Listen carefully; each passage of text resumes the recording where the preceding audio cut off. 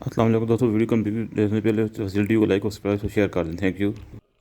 اعوذ باللہ من الشیطان الرجیم. بسم اللہ الرحمن الرحیم. اللہم صلی علی سیدنا و مولانا محمد وعلی آل سیدنا و مولانا محمد وبارک وسلم.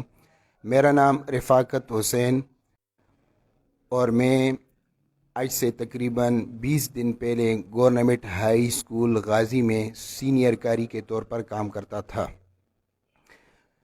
میرے ساتھ میرے پرنسپل صاحب نے یہ زیادتی کی کہ آج سے تقریباً 1 سال قبل میرے خالہ زاد بھائی شہید الرحمان جو SST جنرل کی پوسٹ پر تھے، ان کا اور پرنسپل صاحب کا کوئی تنازعہ تھا اور وہ شہید الرحمان صاحب نے ان کے خلاف کوئی درخواست دی تھی. پرنسپل صاحب نے مجھے اپنے دفتر میں بلایا اور مجھے کہا کہ اپنے خالہ زاد بھائی کو سمجھا دو، وگرنہ آپ کو بھی سنگین خطرات لاحق ہو سکتے ہیں. مجھے سنگین قسم کی دھمکیاں دی کہ آپ کو یہ نقصان ہو سکتا ہے.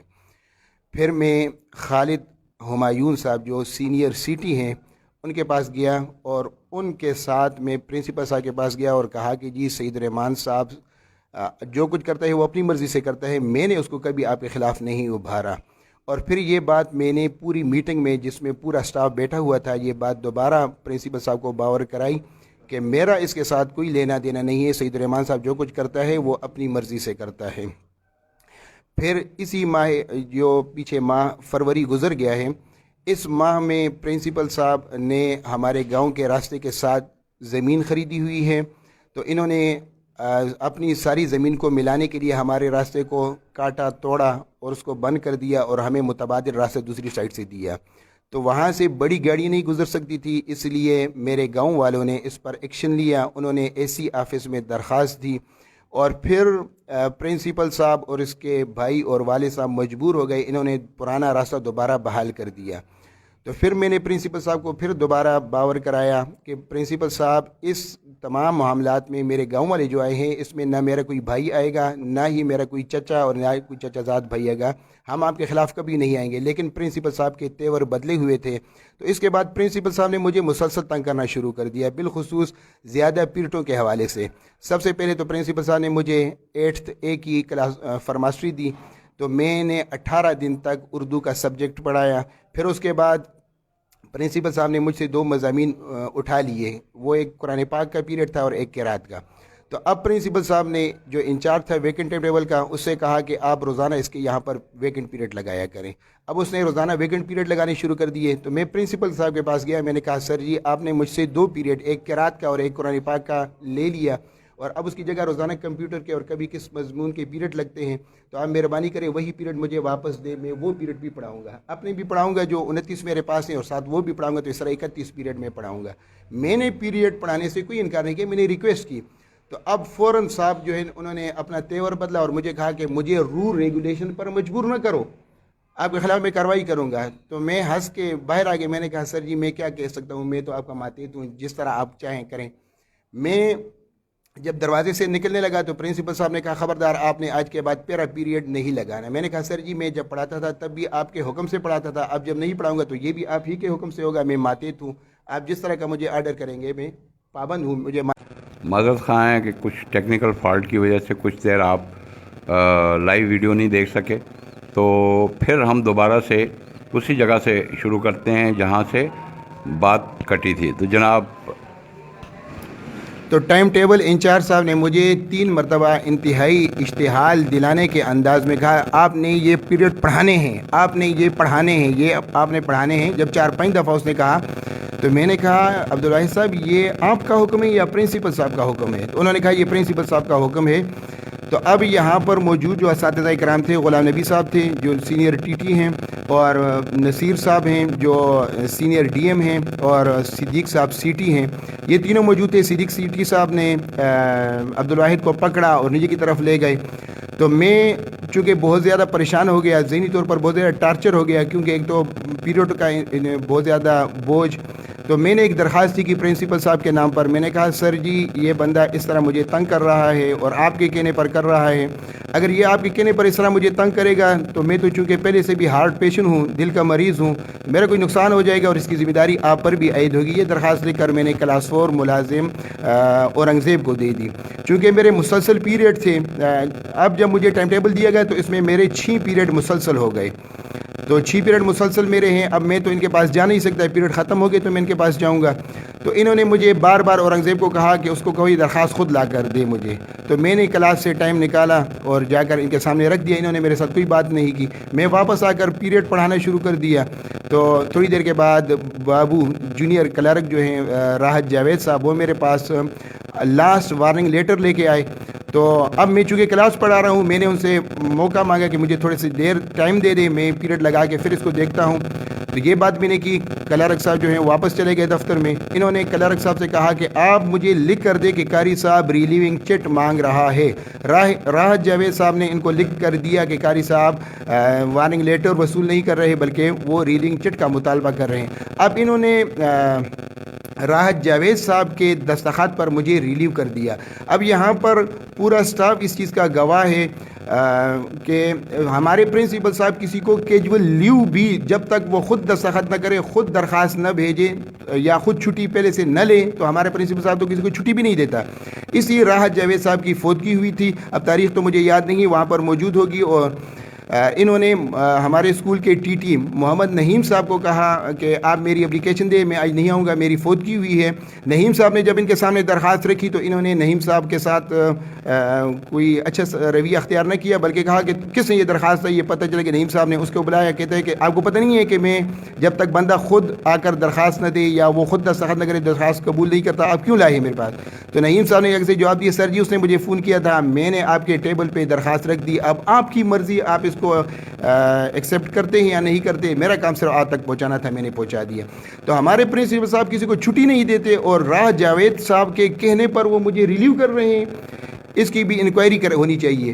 اور پھر ہم جب گیٹ سے باہر نکلتے ہیں وہاں پر باقاعدہ ایک کاپی ہوتی ہے, اس پر ہم کام کی نوعیت لکھتے ہیں کہ اس کام کے لیے میں فلاں جگہ پہ جا رہا ہوں, فلاں ٹائم پہ جا رہا ہوں. اور جب واپسی ہوتی ہے تو پھر وہاں پر ہم ٹائم لکھتے ہیں کہ اس ٹائم پہ میں واپس ہو گیا. اور وہاں پر یہ بات بھی لکھی جاتی ہے کہ میں نے اجازت لی یا بغیر اجازت کے.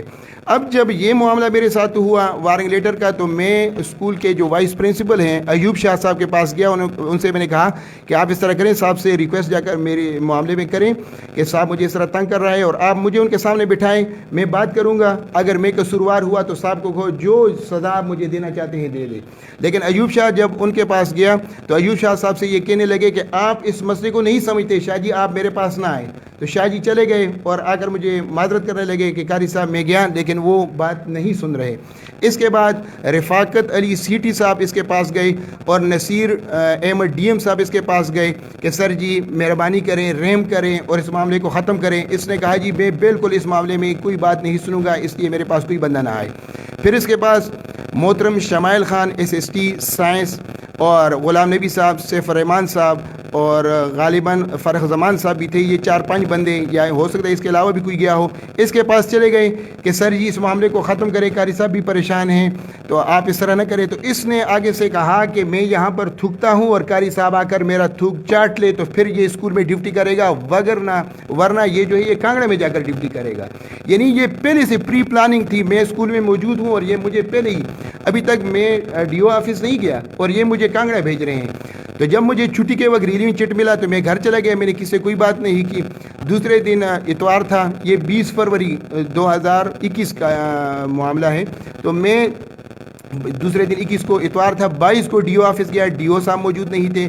23 کو پھر میں DO صاحب کے پاس گیا اور وہاں پر میں نے درخواست لکھی DO صاحب کے سامنے کہ میرے ساتھ اس طرح کا معاملہ ہوا اور مجھے ریلیو کیا گیا, آپ کے دفتر میں حاضری کا کہا گیا. تو DO صاحب نے اس پر فوراً لکھا کہ اس معاملے کی انکوائری کرائی جائے. تو مجھے کہا کہ آپ انکوائری سے مطمئن ہیں؟ جی میں نے کہا بالکل مطمئن ہوں, انکوائری کرا دیں. انہوں نے کہا ٹھیک ہے, آپ کا یہ ڈسپیچ نمبر ہے, میرے خیال میں 1157 تھا, مجھے یاد نہیں, لیکن گھر میں وہ پڑا ہوگا, میں اسے دیکھ لوں گا. تو آپ جائیں اسکول میں ڈیوٹی کریں. جب میں دوسرے دن آیا تو میں حسب معمول اپنے ٹائم پہ پہنچا.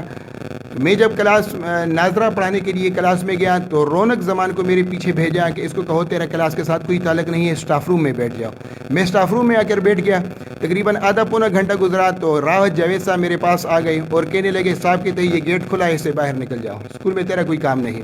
اب یہ بات فرح زمان صاحب نے، شمائل SST صاحب نے، غلام نبی صاحب نے اور سیف الرحمان صاحب نے سنی تو میں نے کہا جی آپ اس کے گواہ ہیں کہ مجھے اب DO صاحب کا بھی یہ انکار کر رہے ہیں، ان کی بات بھی نہیں مان رہے ہیں اور مجھے اسکول سے باہر جانے کے، میں تو جا رہا ہوں لیکن ایک درخواست لکھتا ہوں، آپ اس پر دستخط کر دیں تاکہ میں DO کے سامنے اس کو پیش کر سکوں کہ جی مجھے اسکول میں نہیں چھوڑ رہے۔ میں نے درخواست دی کہ DO صاحب کے نام پر، اس پر ان تمام بندوں نے دستخط کیے۔ اب وہ درخواست لے کر میں چلا گیا۔ میں نے کہا چلو ٹھیک ہے، کل اب میں DO آفس جاؤں گا، ان کو کہوں گا جی کہ وہ تو مجھے نہیں چھوڑ رہے، اب آپ مزید جو بھی حکم مجھے دیتے ہیں میں اس کا پابند ہوں، میں مانوں گا۔ میں جب میں گھر پہنچا تو 4 بجے اس دن مجھے دفتر سے عمران کلرک کا فون آیا، کہنے لگے جی کہ آپ کی ٹرانسفر کانگڑا ہو گئی ہے، آپ آ کر کل ٹرانسفر لیٹر لیں اور اسکول میں پہنچے اپنی حاضری لگائیں۔ میں دوسرے دن جب وہاں پر پہنچا تو DO صاحب دفتر میں موجود نہیں تھے، مجھے انتظار کرنا پڑا، چھٹی کے وقت آئے تو اب پرپوزل جو تھا وہ بالکل تیار تھا، اس پر DO صاحب نے دستخط کیے۔ تو میں نے ریکویسٹ کی سر جی آپ نے تو انکوائری کا کہا ہے، انکوائری ہوئی نہیں اور انکوائری سے پہلے آپ مجھے ٹرانسفر کر رہے ہیں۔ تو انہوں نے کہا نہیں یہ آپ کی بہتری کے لیے اور آپ کی سہولت کے لیے ہم کر رہے ہیں، انکوائری ہوگی۔ آج 20 دن گزر گئے لیکن انکوائری نہیں ہو رہی ہے۔ میری اعلیٰ حکام سے یہ اپیل ہے کہ برائے مہربانی میرے حالت پر رحم کرتے ہوئے، میری مجبوریوں کو تسلیم کرتے ہوئے، مجھے یہاں سے روزانہ موٹر سائیکل پہ 70 کلومیٹر کانگڑا جانا پڑتا ہے اور پھر دوبارہ 70 کلومیٹر اپنے گھر تک آنا پڑتا ہے۔ میرے بوڑھے والدین ہیں، میرے والد صاحب ہائی شوگر کے اور والدہ ہائی بلڈ پریشر کی مریضہ ہیں۔ اگر ان کو پتہ چلتا ہے کہ میرے ساتھ اس طرح کا واقعہ ہوا تو ان کا نقصان بھی ہو سکتا ہے۔ اور اگر مجھے پرنسپل صاحب اسکول میں نہیں چاہتے، مجھے اسکول میں نہیں چھوڑتے تو کم از کم ادھر قریب کسی اسکول میں DO صاحب کو چاہیے کہ مجھے کسی قریب اسکول میں تعینات کر دیں۔ یہاں پر سرم کھنڈ میں بھی پوسٹ خالی ہے، جامرہ میں پوسٹ خالی ہے، 12 کی ہے، میں 15 پر ہوں، تو اس کے اپ گریڈیشن کا مسئلہ ہے۔ تو اگر DO صاحب ہمیں لکھ کر دیں تو ڈائریکٹر صاحب انشاءاللہ میرے حال پر رحم کرتے ہوئے اس کو اپ گریڈ بھی کر دے گا۔ تو میں اب تمام دوستوں سے بھی اپیل کرتا ہوں میرے لیے دعا کریں کہ اللہ رب العالمین میرے لیے آسانیاں فرمائیں، اور جو باتیں میں نے کی انشاءاللہ تبارک تعالیٰ ان کے ثبوت بھی میرے پاس موجود ہیں۔ وآخر دعوانا ان الحمدللہ رب العالمین۔ قاری صاحب آپ سے ایک چھوٹا سا سوال ہے۔ غازی میں آپ کے پرنسپل جو اعجاز صاحب ہیں ان کے متعلق عوام کا تاثر کوئی اچھا نہیں ہے۔ میرا یہ منصب نہیں ہے کہ میں ان کی ذاتی اس کے اندر دخل اندازی کروں، لیکن بہرحال ہمارے بچے یہاں پڑھتے ہیں، ان کے اوپر اس کا اثر پڑتا ہے۔ تو کیا اس میں کوئی ایسی بات ہے کہ کچھ چیز آپ نے کچھ دنوں پہلے ان کے ساتھ ہائی لائٹ کی ہو، جس میں ایک یاسر پٹواری کا بھی ذکر آتا ہے، تو اس کے بیک ہینڈ پر شاید یہ باتیں تو نہیں ہیں؟ جی اس طرح ہے کہ یہ جو آپ بات کر رہے ہیں یہ بالکل اخبار میں آیا ہوا تھا۔ مجھ سے پہلے غلام نبی صاحب جو ہمارے سینئر TT ہیں وہ ان کے پاس گئے کہ سر یہ جو کچھ ہوا اچھا نہیں ہوا۔ اس کے بعد میں گیا، مجھے تو نہیں پتا تھا کہ غلام نبی صاحب بھی گئے ہیں، لیکن بعد میں جب ہم نے بات کی تو انہوں نے کہا میں بھی گیا تھا۔ میں نے جب ان سے بات کی سر جی اس طرح کی بات آئی ہوئی ہے، تو اس نے فوراً مجھے آگے سے غصے کے یعنی لہجے میں کہا کہ میرا نام لکھا ہوا ہے۔ میں نے کہا نہیں جی آپ کا نام تو نہیں ہے، لیکن ایک اسکول پرنسپل لکھا ہوا ہے اور یاسر پٹواری کے ساتھ آپ کا ہی اٹھنا بیٹھنا ہے۔ اب جب ہم بازار میں جاتے ہیں یا ہمارے رشتہ دار آگے پیچھے سے ہمیں فون کرتے ہیں کہ سر جی آپ کے اسکول پرنسپل نے اس طرح کا کام کیا ہے، تو میں ان کو یہی جواب دیتا ہوں کہ جی ان کا نام نہیں لکھا ہے، ہو سکتا ہے کوئی اور بندہ ہو۔ لیکن بہرحال چونکہ آپ یاسر پٹواری کے ساتھ اٹھتے بیٹھتے ہیں، پورا معاشرہ آپ کو جانتا ہے، اسی کے ساتھ آپ اٹھتے بیٹھتے کھاتے پیتے ہیں، اور آپ کئی فنکشن میں اس کو چیف گیسٹ کے طور پر مدعو کر چکے ہیں، لہذا معاشرے کی نظر آپ ہی پر ہے۔ تو اس کے بعد بھی پرنسپل صاحب کا رویہ میرے ساتھ تبدیل ہو گیا تھا۔ میں چونکہ اس کیس میں خود ایک مجھے AC صاحب نے سمن جاری کیا ہوا ہے، جس پر میں نے AC صاحب کو جواب دیا تھا کہ مجھے جب تک اس کیس کی فائل نہیں دی جائے گی تب تک میں اس پر کوئی بیان دینے کو تیار نہیں ہوں۔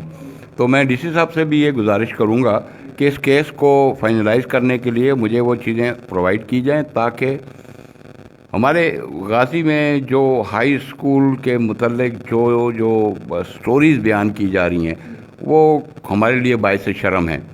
تو میں اس کے ساتھ ہی جناب پرنسپل صاحب کو بھی دعوت دیتا ہوں کہ اگر آپ کو کسی قسم کا بھی کوئی جواب دینا ہے یا آپ اپنے موقف کا اظہار کرنا چاہتے ہیں تو یونین آف جرنلسٹ کا یہ پیج آپ کے لیے بھی حاضر ہے۔ والسلام۔